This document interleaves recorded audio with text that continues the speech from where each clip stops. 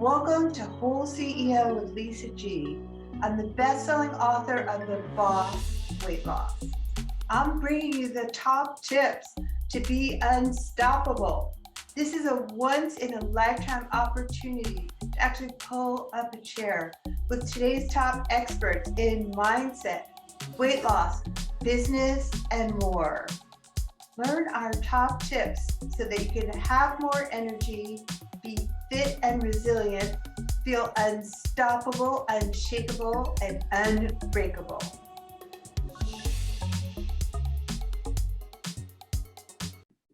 You tell CEOs the hard truth that no one else will because everyone else is afraid to. And he is the enemy of the status quo. I'm so excited to welcome Larry Reines. Thank you so much, Lisa. It's great to be here. Thank you for Welcome. having me. I'm so excited to have you on the podcast, and I love your energy. And I want to just jump right into the content. Why is the status quo everybody's greatest enemy? You know, we do the same thing over and over again, and we expect different results. Like that's the definition of insanity, right? Doing the same thing over and over, but we never say, what do we have to do to change it? And if I change it, I'm going to be different. I'm not going to be following the precedent that's been set before me, or my friends are going to look at me and say, that's not the way we do it here. Or there's just all these barriers you have to break down and go outside the guardrails to say, you know what, this feels right to me. Right. This is what I think is the direction to travel. So I'm going. And you don't have to worry about what people think, and you don't have to worry about what other people do, because that is not what you need to or have to do. So is it a matter of just trusting your gut that you know what to do? Well, yes, but it has to be a well thought out gut too. It can't be wantonly just going and doing. You have to think things out. You have to strategize. You have to plan. You have to make sure you're on the path you want to be on. Right. And you just can't follow the shiny object, because if you follow the shiny object, you're not on your plan. Okay. Stick to the plan, but don't be in the status quo. That's correct. But make you plan your plan and don't worry about what the status quo is. I love that. And I want to ask you another question, jumping into this one. Why would somebody want to work with a disruptor? So, it's a constructive disruptor. So I've worked with organizations, and when I get into the organizations, it seems like I ruffle feathers. So when you ruffle feathers, it's because you're taking people outside their silos or outside their comfort zone. One of the things I found in working with bigger corporations, that you have all these silos, and everyone has their department, and everyone's responsible from point A to B, and then someone takes from B to C, and then someone from C, et cetera. And what happens is that if you say to someone, the B part, maybe not this project needs B, so go to C. And they start to tremble, and they start to say, no, we have to bring it to this. This is what our protocol is. So a disruptor basically looks at things. He says, maybe there are silos, and the silos are there for a reason. And maybe sometimes you can work in a more efficient manner, or in a manner that better serves the goals of the company and the people, if you do it a separate way, which is the disruption. Now, the disruption only works when it's constructive, right? So if it makes sense and it's logical and it doesn't hurt people and it helps the business, then it's constructive disruption. And you need someone not interested in status quo to be able to get there. I love it. So thinking outside of the box is okay. And you want to work with a constructive, somebody who's disruptive. That's correct. I love that, because it's just hard to really advance a company if everybody has to stay in their own lane and doesn't have a bigger vision for what the company's general goal. Isn't that correct? That is 100% correct. So that you're getting into team alignment and strategy at that point, right? So if people are working for the same means, then how you get there shouldn't have to follow the lines necessarily, in my humble opinion, right? I think you get more creativity and productivity and results when you allow people to flourish in what they do best, which might be outside the silos, which is disruptive. I love it. So everybody should just be aware of what the vision is for the company and how they can contribute to that. Absolutely, 100%. That's wonderful kind of leadership. What kind of strategies do we need to create high performance? So, so John Madden passed yesterday, and John Madden was a great man. He was a legend among legends, and he was able to motivate people. He happened to motivate a lot of people, a lot of players. Yes. And people outside the field, off the field, as well as on the field. He was a motivator. And he had 3 rules. His rules were be on time, listen when you're spoken to, and then play your hearts out when you're in the game. So that's first and foremost of what you can do for strategy, right? You got to stay with what the guardrails. Those are really wide guardrails. They're great tenets to use. You have to then sit down and say, is my team aligned? What are our goals? Is everyone aware of what our goals are? And are we going in that same direction? So if you have those 2 alignments, and when people listen, they communicate, they're there on time, and then they work their hardest while they're there, you generally can get your strategies executed. Your goals, of course, need to be SMART goals. They need to be executable. They need to be based on time. They're specific, they're measurable, they're attainable, they're relevant, and they're time bound. Right. And if you create these goals, which everyone knows, I'm not saying anything new here, I'm not any genius, but if you follow these and create tasks off these goals, that's where you create your strategy. That's where you create your time management. That's where you create your success. I love the sports analogy because business and sports are so aligned in that if you have a strategy to show up, listen to what you're talked to, and play your heart out, can't that apply across so many different areas rather than playing sports? So the reason that it's so brilliant is the answer is yes. And that's so I struggled when I actually thought about bringing up John as for 2 reasons. One is recent passing. And secondly, because I didn't know how many people would relate to who he was and the magnitude of what he did on and off the field. And it's knowing what he did off the field that makes what he said on the field and how that pervaded his life meaningful. And that's why I was comfortable saying, hey, this sports analogy works for business owners, right? Entrepreneurs, people who are driven, people who are taking teams and they're motivating teams. And they're they're so simple. Be on time. Wow, far out.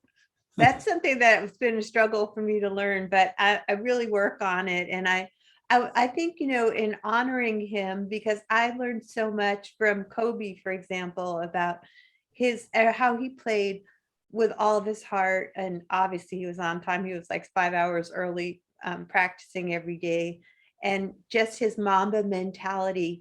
Do you want to share more if people are not as familiar with what some of his strategies are? I'm not as familiar with Kobe's Mamba I'm not big on basketball, so I'm not No, even.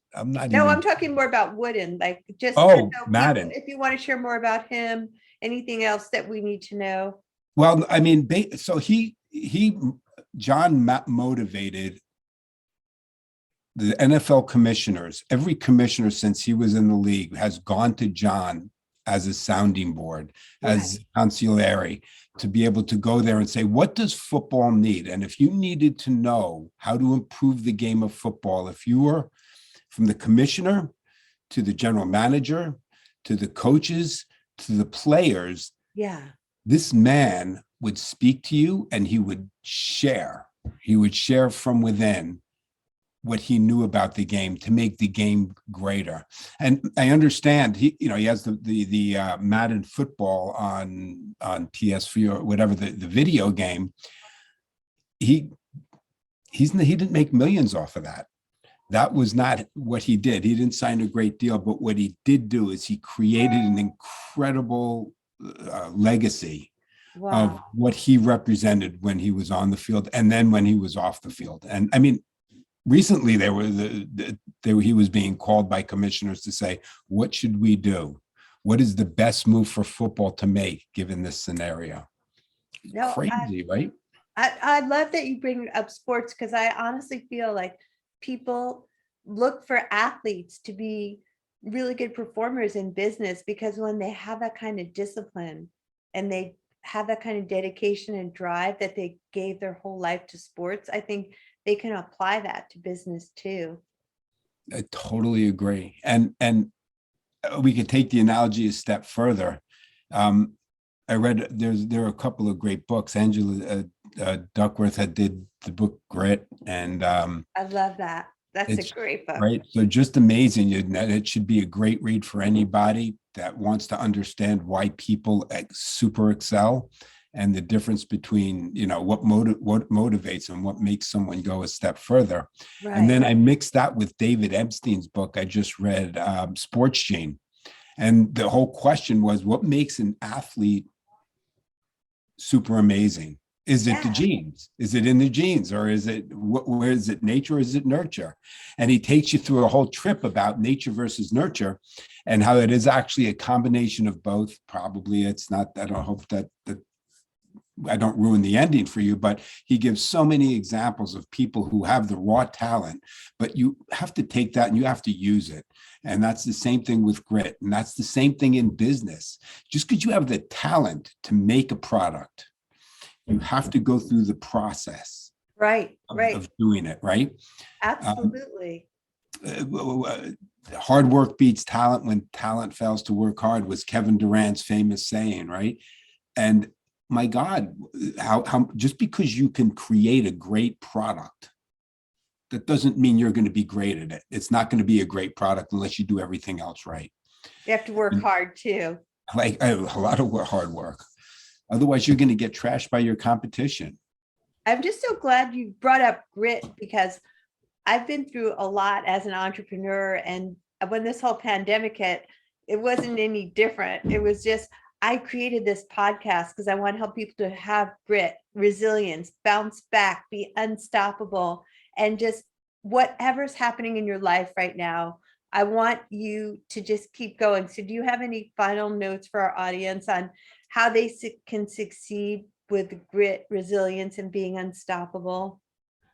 Well, so I honestly believe you need to put a plan together. You need to have your personal vision.